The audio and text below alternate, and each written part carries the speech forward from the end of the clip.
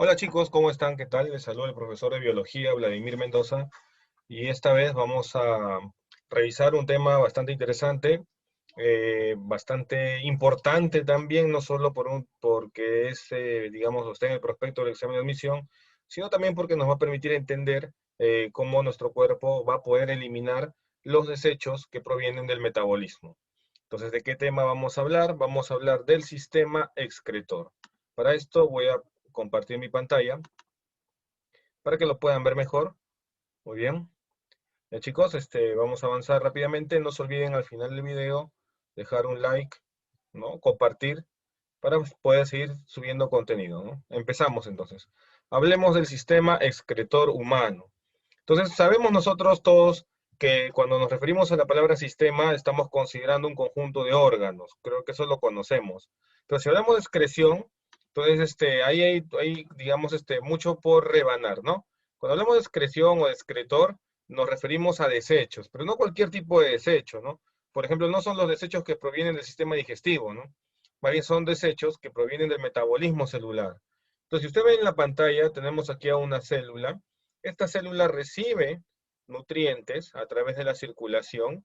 Esos nutrientes pueden recibir proteínas, grasas, azúcares de repente. Y la célula, con estos nutrientes, va a realizar un proceso llamado metabolismo. Producto del metabolismo, la célula va a obtener energía. Usted sabe, ¿no? Producto del metabolismo, la célula tiene la capacidad de transformar los nutrientes que a ella están llegando en energía. Y lo va a hacer claramente, lo va a hacer mayoritariamente en una de sus organelas que vendría a ser la mitocondria. Entonces la célula transforma los nutrientes que recibe en energía para poder sobrevivir y para poder cumplir sus funciones. Profe, ya, muy bien, pero no todo lo que obtiene es energía. También va a obtener la célula pues una serie de desechos, ¿no? Desechos que evidentemente no le son útiles y que por el contrario podrían de alguna manera perjudicar a la célula. Entonces la célula, ¿qué es lo que hace? Agarra esos desechos y genera una serie de mecanismos internos para eliminarlos de su interior. O sea, la célula va a eliminar los desechos. Va a hacer un proceso de exocitosis para eliminar estos desechos metabólicos. Los desechos metabólicos principales de los que vamos a hablar son los que provienen de las proteínas, de los aminoácidos, amoníaco, ácido úrico, urea incluso. Estos desechos metabólicos, cuando llegan a la circulación, son trasladados a través de la circulación hacia el hígado, por ejemplo. ¿Por qué? Porque recuerden que el hígado es el órgano que se encarga de la detoxificación celular, de la detoxificación del cuerpo, perdón. Entonces el hígado, a través de sus células, van a empezar a tratar de transformar moléculas tóxicas, como lo pueden ser el amoníaco y el ácido úrico, en moléculas menos tóxicas, en moléculas un poco más, digamos, más, con menos poder tóxico. Entonces, por ejemplo, el hígado transforma el amoníaco, parte el ácido úrico, lo transforma en urea. Ahora, esa urea sale a la circulación, está en el plasma y va a llegar hasta el órgano excretor. Los órganos excretores son los riñones. Entonces, llegan a los riñones lo que hacen es filtrar el plasma, quedarse con esos desechos metabólicos para poder formar la orina y de esa manera eliminarla del cuerpo.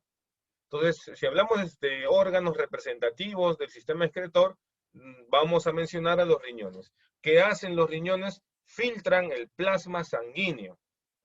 Cuando filtran el plasma sanguíneo, se van a quedar con los desechos metabólicos, en este caso, por ejemplo, con la urea. Se quedan con la urea y los riñones van a agregarle a la urea agua, van a agregarle a la urea iones, sales, y van a formar la orina, la cual va a ser eliminada a través de las vías urinarias. Entonces, básicamente estamos viendo que el sistema excretor se encarga de eliminar del cuerpo a los desechos metabólicos provenientes principalmente de nutrientes que contengan nitrógeno, como las proteínas, por ejemplo. Entonces, miren, entonces, profe, de lo que acabamos de mencionar, deducimos también que el sistema excretor está formado por dos componentes básicos.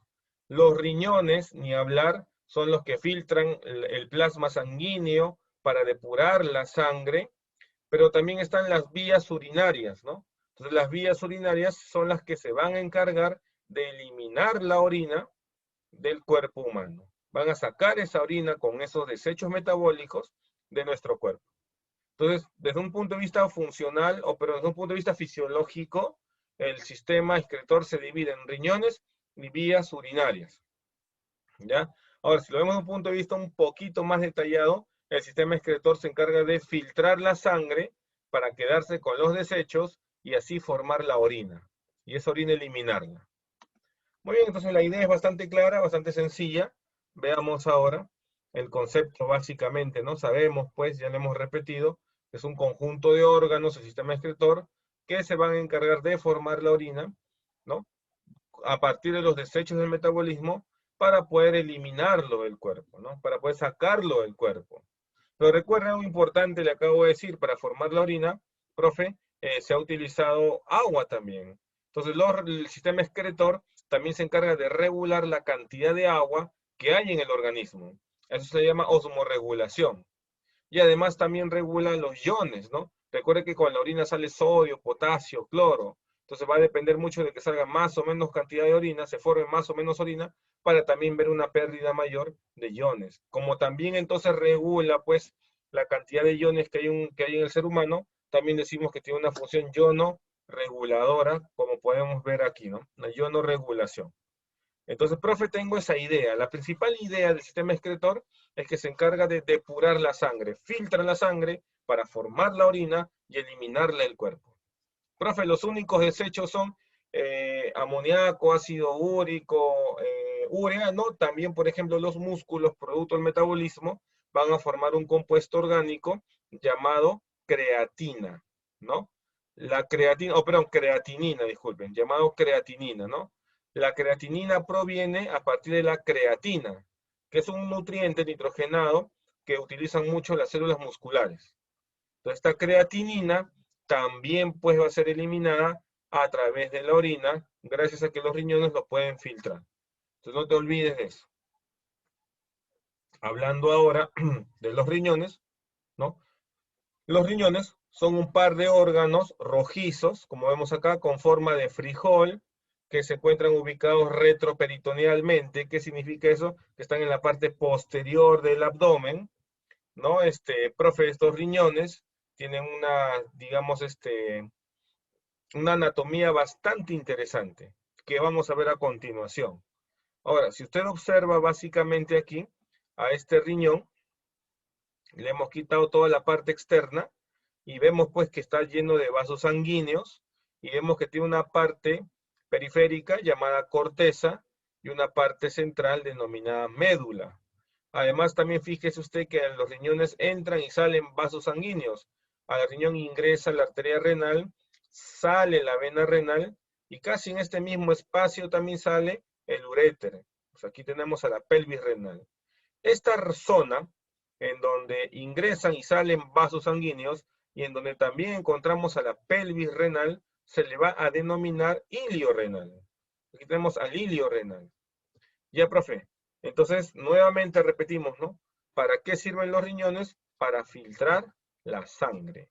Filtra el plasma sanguíneo cada 5 minutos, se queda con los desechos, forma la orina y la elimina el cuerpo.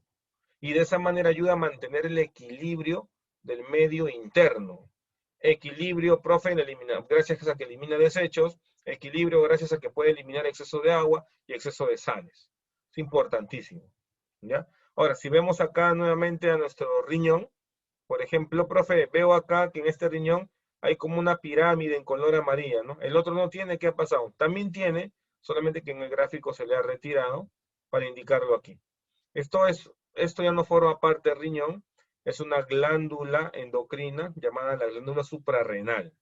Ya cuando hagamos, o mejor dicho, en este canal hay un video, o hay varios videos del sistema endocrino, puede ahí usted revisarlo y ver cuáles son las funciones de la glándula suprarrenal. ¿Ya? Entonces tenemos las cosas más básicas de los riñones. Un dato importante, la unidad anatómica y funcional de los riñones se denomina nefrón. Nefrón o nefrona. ¿Ya? Nefrón o nefrona. Entonces vamos a ver lo siguiente. Entonces miren, vemos internamente al riñón, vemos que aquí donde está el puntero láser se le considera la corteza renal. Esta zona central, donde ves el puntero láser en este momento, vendría a ser la médula renal. En esta médula renal vamos a encontrar unas estructuras columnares llamadas las pirámides de Malpighi, o también llamadas pirámides renales, como vemos aquí, y estas a su vez van a desembocar en ya donde empiezan las vías urinarias, que vendrían a ser los cálices menores, los cuales se van a ir uniendo, van a formar los cálices mayores, los cuales se van a unir y van a formar la pelvis renal. De esa pelvis renal nace el uréter, que se encarga de llevarse a la orina hacia el exterior del cuerpo. Entonces, eso tengámoslo muy en cuenta. Ahora, otro dato importante que debes recordar es que el riñón tiene una cápsula, ¿no? Un tejido, digamos, externo que lo recubre, que muchas veces es el responsable del dolor que se siente cuando los riñones se pueden inflamar. Entonces tenemos aquí básicamente una descripción morfológica del riñón. Miren esta zona central por donde entra la arteria, sale la vena y también la pelvis renal. A esto en conjunto se le llama ilio renal, como le habíamos mencionado hace un rato atrás. Muy bien. Profe, ¿qué estamos viendo aquí en la pantalla? Ahora en la pantalla estamos viendo a un nefrón. Habíamos dicho que la unidad anatómica y funcional de los riñones se denominan nefrón o nefronas. Cada riñón tiene aproximadamente 1.250.000 nefrones. Y ellos son los que se encargan de filtrar el plasma sanguíneo, son los que se encargan de formar la orina y eliminarla. Profe, ¿y cómo está formado un nefrón? Básicamente el nefrón presenta una estructura, aquí como ves acá donde está el puntero láser, a la cual se le llama el corpúsculo renal, o también el corpúsculo de Malpighi. Y también vamos a encontrar a una serie de túbulos renales. Entonces el nefrón está formado por el corpúsculo renal o de Malpighi y por los túbulos renales. Ahora, ¿qué más, profe? Ese corpúsculo renal o de Malpighi, a su vez, se encuentra formado por el glomérulo y por la cápsula de Bowman. Glomérulo y cápsula de Bowman. Profe, mira el glomérulo, está en color rojo, y de un extremo, profe, está una arteriola aferente, y del otro extremo está una arteriola eferente. ¿Qué cosa es el glomérulo? El glomérulo es una red de capilares sanguíneos. Entonces, por aquí fluye la sangre, por la arteriola aferente ingresa la sangre que llega al glomérulo, y esa sangre, ese plasma de esta sangre se va a filtrar. Por acá ingresa la sangre que va a ser filtrada. Una vez que se filtró, profe, la sangre retorna a la circulación a través de la arteriola eferente. Entonces no te olvides, ¿ah? Profe, entonces, ¿cómo está formado el corpúsculo renal o corpúsculo de Malpighi? Está formado por el glomérulo, que es una red de capilares sanguíneos. Por acá va a fluir la sangre que va a ser filtrada, y por la cápsula de Bowman. Por la cápsula de Bowman. Función del corpúsculo renal, profe, aquí le hemos apuntado. Aquí se da la filtración del plasma sanguíneo. Y luego tenemos a los túbulos renales, los cuales, mira, acá esta primera porción de los túbulos renales adquieren una forma contorneada y se le va a denominar túbulo contorneado proximal. ¿Por qué se le llama proximal? Porque está cercano al corpúsculo renal. Luego viene, mira, el asa de Henle, que tiene forma de letra U. El asa de Henle tiene una porción descendente delgada y tiene una porción ascendente gruesa. Asa de Henle. Y luego encontramos, profe, al túbulo contorneado distal. Se le llama contorneado por la forma que tiene, y distal porque fíjese se encuentra más lejano al corpúsculo renal. Este túbulo contorneado distal finalizará en el túbulo colector. Entonces tenemos aquí entonces la descripción del nefrón o nefrona. Entonces ya estamos viendo que básicamente está formado por el corpúsculo renal y los túbulos renales. Entonces ya básicamente estamos viendo que en el corpúsculo renal se da la filtración del plasma sanguíneo, y en los túbulos renales, profe, ¿qué va a ocurrir? Este ultrafiltrado que se obtiene atraviesa los túbulos, y los túbulos van a ver si es que hay algo que sirve, si es que hay sustancias útiles. Si encuentran sustancias útiles, Profe, entonces, ¿qué hacen los túbulos renales? Reabsorción. Esas sustancias útiles las mandan a la sangre. O sea, una de sus funciones es la reabsorción. Profe, pero también los túbulos renales tienen vasos sanguíneos, correcto, que pueden tener desechos. Entonces, ¿qué ocurre, profe? También esos vasos sanguíneos podrían mandar esos desechos de frente a los túbulos renales. Así es. A eso se le llama secreción. Entonces, profe, los túbulos renales pueden absorber sustancias útiles y también, profe, a los túbulos renales se les secreta directamente desechos desde los vasos sanguíneos. Por eso que la función de los túbulos renales es básicamente reabsorción y secreción. Ya, profe. Miren este cuadro, esta imagen nos indica, nos ayuda a ver cómo se va formando la orina. Estamos viendo un nefrón, nos ubicamos, mira, donde está el puntero láser, todo esto sería un corpúsculo renal. Aquí se encuentra, profe, el glomérulo, red de capilares sanguíneos, rodeado de la cápsula de Bowman. Y a continuación viene el túbulo contorneado proximal, luego viene el asa de Henle, luego viene el túbulo contorneado distal y finalmente el túbulo colector. Entonces, mira, aquí está la arteriola aferente que trae la sangre para ser filtrada, se filtra en el corpúsculo renal, se da el filtrado, mira las flechas naranjas, ¿no? Se da el filtrado. Ese ultrafiltrado pasa al túbulo contorneado proximal y si es que hay algo útil, los túbulos renales en general van a reabsorber, reabsorción de sustancias útiles, como vemos aquí en color celeste, ¿no? Reabsorción de sustancias útiles. Y mira, por acá hay vasos sanguíneos que también están bordeando, acompañando los túbulos renales, y si es que en estos vasos sanguíneos hay algún desecho, estos van a ser secretados directamente hacia los túbulos renales. Entonces aquí por eso en verde ponemos secreción de sustancias en la sangre hacia el líquido filtrado. Para finalmente se colecte este filtrado, reabsorbido y secretado, se colecta en el túbulo colector y ya pues sería la orina, ¿no? Entonces fíjese usted básicamente cuáles son los procesos o los mecanismos para la formación de la orina. En primer lugar, profe, nadie nos va a engañar, la filtración. ¿Dónde ocurre la filtración, profe? A nivel de los glomérulos. Entonces, el primer proceso es la filtración, el filtrado. Luego, ¿qué ocurre, profe? Hay reabsorción. ¿Qué significa reabsorción, profe? Que si en este ultrafiltrado quedaron sustancias útiles, entonces estas van a pasar a la circulación. Y un tercer proceso, profe, la secreción de sustancias de desecho de la sangre hacia el túbulo renal. Y ojo, a veces no son solo sustancias de desechos, ¿eh? A veces pueden ser iones, pueden ser potasio, pueden ser hidrógenos, por ejemplo, ¿no? Entonces, si nos preguntan en nuestro examen de admisión cuáles son los procesos o mecanismos para la formación de la orina, diremos que son tres. Primero, el filtrado glomerular. Segundo, reabsorción tubular. Y tercero, secreción tubular. Entonces, son los pasos que van a permitir la formación de la orina. Como todos sabemos, la orina es un líquido de color ámbar, ¿no? ¿Y por qué es ámbar, profe? Porque tiene un pigmento llamado urobilinógeno, ¿no? Y también urocromo, proveniente pues de la conjugación de la bilirrubina. Además, también la orina presenta agua, tiene urea, ácido úrico, creatinina, amonio, tiene iones, sodio, potasio, cloro, etcétera, ¿no? ¿Y cuánto de orina formamos, profesor, al día? Aproximadamente entre 1500 a 1800 mililitros de orina diaria. Y además tiene un pH entre 5 a 7, en promedio 6.5. Entonces no te olvides, por favor, cuáles son los mecanismos para la formación de la orina, filtrado glomerular, secreción y reabsorción tubular. Importantísimo.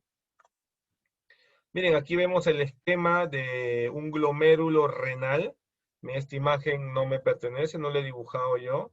Pertenece a esta página que vemos aquí. Hay que darle los créditos, ¿no? Ahí está, lo pueden ver. Muy bien. Entonces nos ubicamos en el glomérulo, entonces, en el glomérulo. Ya, profe, ya sabemos que el glomérulo es una red de capilares, no son vasos sanguíneos, en donde se va a filtrar la sangre. Entonces, fíjate acá estas celulitas en color celeste, ¿no? Son células que pertenecen al aparato yuxtaglomerular. Se llaman células yuxtaglomerulares. Profe, ¿qué van a hacer estas células yuxtaglomerulares que vemos por aquí? Estas celulitas yuxtaglomerulares van a producir una, digamos, hormona, la cual se llama renina. Y esta renina va a contribuir a regular la presión arterial, sobre todo cuando hay una disminución de la presión arterial.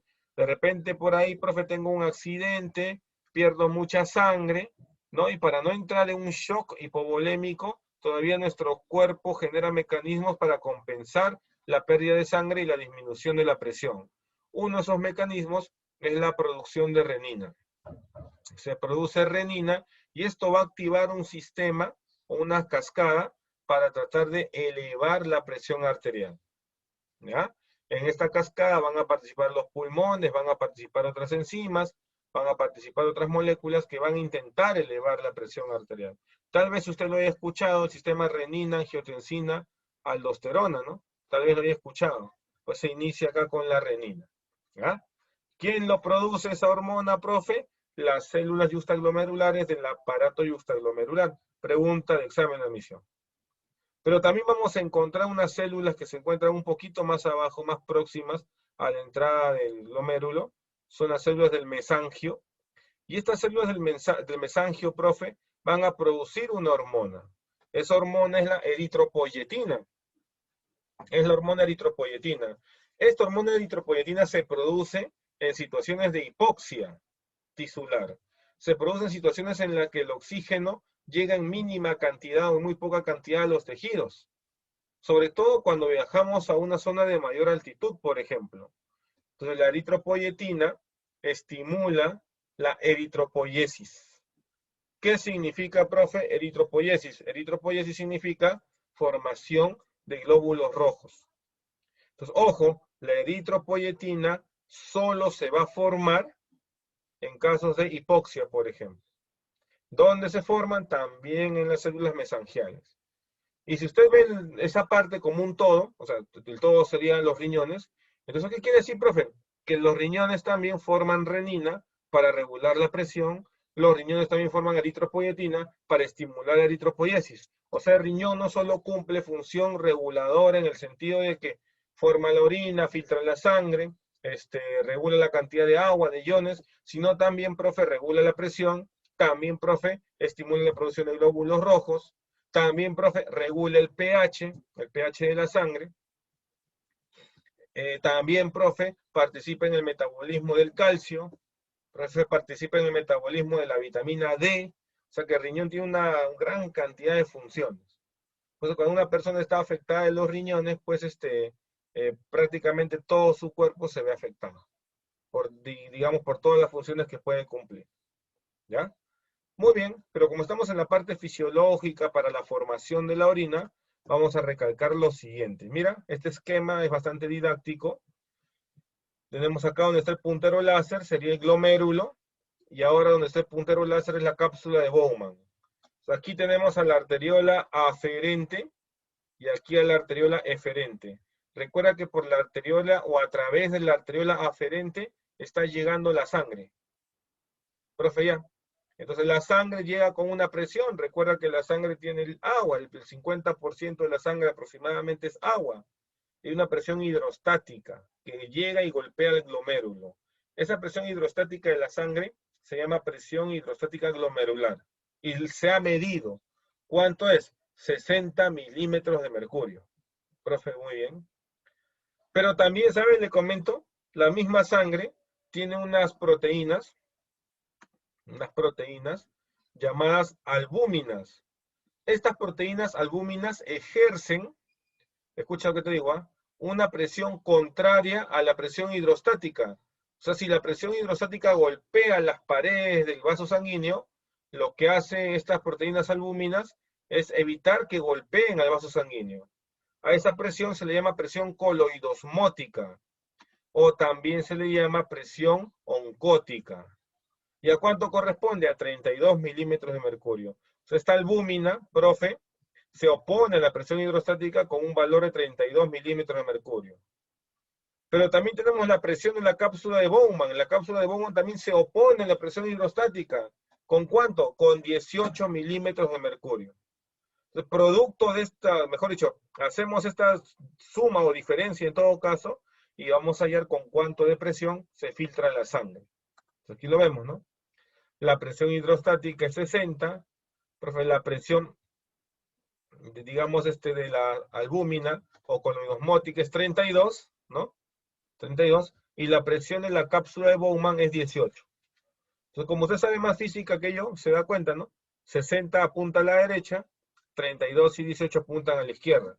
O sea, 60 apunta, profe, la presión hidrostática apunta hacia los túbulos renales para que se pueda filtrar, mientras que la presión coloidosmótica y en la cápsula apuntan en dirección contraria.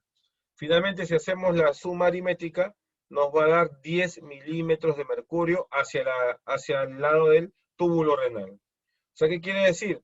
Que la sangre, que la presión de filtrado neta es de 10 milímetros de mercurio. Entonces, en cada nefrón, la sangre se va a filtrar en el glomérulo a razón de 10 milímetros de mercurio. O sea, la presión de filtrado es 10 milímetros de mercurio. ¿Ya? Entonces, de esa manera, la sangre está filtrándose. Fue pregunta de admisión, ¿eh? La presión coloidosmótica y la presión de la cápsula de Bowman. Y también preguntaron alguna vez la presión de filtración neta, 10 milímetros de mercurio. Ya, perfecto. Nuevamente vemos el glomérulo, perdón, el nefrón. Estamos observando que ya se ha, digamos, aquí filtrado, ¿no? Entonces, producto del filtrado, profe, acá se forma un líquido, ¿no? Que es un ultrafiltrado, ahí está, que supuestamente debería tener puro desecho, pero no es así, pues, ¿no?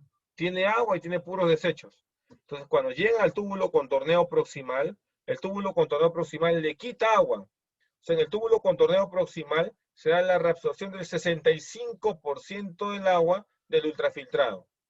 Y además se reabsorbe el 100% de glucosa y de aminoácidos. Si por ahí el glomérulo falló en, profe, no separar la glucosa, ¿no? Se le pasaron las glucosas, algunos aminoácidos, el túbulo contorneo proximal reabsorbe la glucosa, reabsorbe los aminoácidos hacia la circulación. De tal manera que en una persona sana, la orina cuando se forma no debe tener ni glucosa ni aminoácidos. Pero, profe, de repente esta persona es una persona que tiene diabetes mellitus. Y entonces, ¿qué sucede, profe? Que cuando hay diabetes mellitus, entonces las células que forman parte de los túbulos renales no cumplen bien sus funciones. Entonces, no reabsorbe el 100% de glucosa, no reabsorbe los aminoácidos. Profe, ¿y cómo se da cuenta, no? ¿Cómo se da cuenta eso? De la glucosa es un poquito complicado, ¿no? Habría que meterle un reactivo para ver que cambie de color y saber que hay glucosa. Pero de las proteínas es más fácil. Cuando una persona orina y forma espuma, y esa espuma no se dispersa luego de unos minutos, quiere decir que su orina tiene proteínas. Y entonces, profe, quiere decir que hay un daño estructural a nivel renal. Tal vez en el glomérulo, tal vez en los túbulos renales. Y esto, si es diabético, entonces es por la diabetes. Pero como estamos viendo acá la parte fisiológica, lo fisiológico, lo normal, es que en el túbulo contorneo proximal se reabsorba 65% de agua y 100% de glucosa y aminoácidos. Luego, cuando ese filtrado deja el túbulo contorneo proximal y pasa al asa de Henle, en el asa de Henle también se reabsorbe el 15% de agua. 15% de agua se reabsorbe aquí en el asa de Henle. Luego, profe, se llega a dónde? Se va a llegar acá al túbulo contorneado distal, ¿no? Y acá en el túbulo contorneado distal se reabsorbe 10% de agua y se reabsorbe también sodio. Se va a reabsorber sodio, por ejemplo. Se reabsorbe sodio por acción de una hormona. Hay una hormona que estimula a que en este túbulo contorneado distal se reabsorba el sodio. ¿Qué hormona es? Es la aldosterona. La aldosterona secretada en la corteza suprarrenal llega a este lugar para estimular la reabsorción de sodio. Profe, y luego en el túbulo colector se da pues finalmente la reabsorción de un 9,5% de agua gracias a la hormona antidiurética. Gracias a la hormona antidiurética. Y de esta manera, entonces estamos observando cómo es que se ha formado finalmente en la orina. Ahora, otro dato, profe, es que también pues hay secreción, ¿no? Muchas veces hay secreción, por ejemplo, a nivel de los túbulos de potasio, ¿no? O sea, el potasio es secretado de los vasos sanguíneos, ¿hacia dónde? Hacia el túbulo renal. Potasio. O de repente también iones hidrógeno, ¿no? También, profe, los hidrógenos también pueden ser secretados. No hemos dicho que puede ser, hay secreción. Ya, profe. Entonces ahí tenemos entonces los tres pasos para justamente la formación de la orina. Filtrado glomerular, reabsorción tubular y secreción tubular. Listo. Y para terminar, las vías urinarias, ¿no? Habíamos mencionado que las vías urinarias, chicos, niños y niñas, son un conjunto de tuberías que van a permitir sacar la orina del cuerpo. ¿Cómo están formadas las vías urinarias así de forma rápida? Tenemos pues a los uréteres, la vejiga y la uretra. Uréteres, profe, son túbulos o son tubos retroperitoneales que miden aproximadamente de 26 a 30 centímetros o de 28 a 30 centímetros y transportan la orina desde los riñones hacia la vejiga. Profe, la vejiga es un órgano musculoso, hueco, en donde se almacena la orina. Tiene una capacidad funcional de 400 mililitros de orina y tiene una capacidad máxima de entre 800 y 1 litro de orina. De 800 mililitros a 1 litro de orina. Entonces, cuando la vejiga se encuentra en su capacidad funcional a la mitad más o menos, profe, ya se generan reflejos de micción. El reflejo de micción va a través de nervios hacia más o menos la S2, que vendría a ser pues una porción de la médula espinal, una zona de la médula espinal. Profe, ¿y por qué mientras más orina tengamos en la vejiga, más ganas de miccionar hay? Porque hay una estructura nerviosa que es el trígono vesical, el cual se encuentra muy cerca a la desembocadura de los uréteres. Entonces, mientras más presión siente ese trígono vesical producto del volumen urinario, más reflejo de micción hay. Y cada vez más y más el reflejo es mayor y mayor. Entonces, gracias al trígono vesical. Ya, profe. Y por último tenemos a la uretra, ¿no? La uretra permite la salida de la orina al exterior del cuerpo. Anatómicamente hay diferencia entre la uretra masculina y la uretra femenina. La uretra masculina mide aproximadamente entre 12 a 16 centímetros y tiene doble función, función urinaria y función reproductora. En cambio, profe, la uretra femenina mide menos de 3 a 5 centímetros y solo permite la función urinaria.